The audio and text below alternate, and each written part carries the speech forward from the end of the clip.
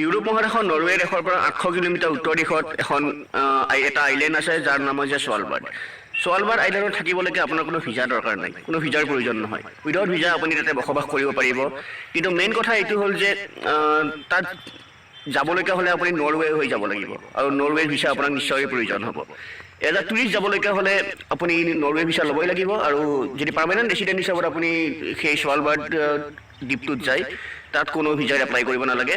পৃথিৱীৰ প্ৰায় 50খন দেশৰ পৰা বিভিন্ন ধৰণৰ মানুহ 2400 জন মানুহ নৰৱে পৰা 800 কিলোমিটাৰ নিলগত অৱস্থিত সোৱালবাৰ্ড আইলেণ্ডত বসবাস কৰি আছে, তাৰ ৰাজধানীত বসবাস কৰি আছে।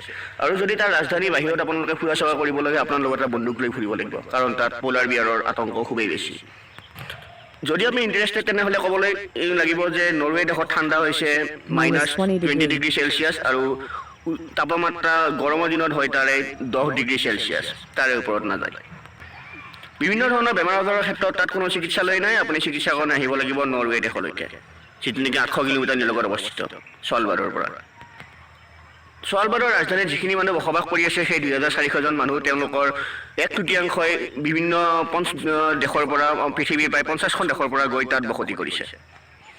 দিনত প্ৰায় এখন ফ্লাইট নৰৱে দেশৰ পৰাহে তালৈকে যায় আৰু সেই 800 কিলোমিটাৰ অতিক্ৰম কৰি ফ্লাইট এখন যায়। গতিকে আপুনি সোৱালবাৰ্ডত যদি যাব বিচাৰিছে তেতিয়াহ'লে নৰৱে ভিছা নিশ্চয়কৈ ল'ব লাগিব। কিন্তু সোৱালবাৰ্ডত যদি স্থায়ীভাৱে বসবাস কৰিব বিচাৰিছে আপোনাৰ ওচৰত এটা চাকৰি থাকিলেই হ'ল, সেই সোৱালবাৰ্ডৰ নিজৰ ঘৰ থাকিলেই হ'ল, আপুনি তাত বসবাস কৰিব পাৰিব, সোৱালবাৰ্ডৰ কোনো ধৰণৰ ভিছা ল'ব নালাগে।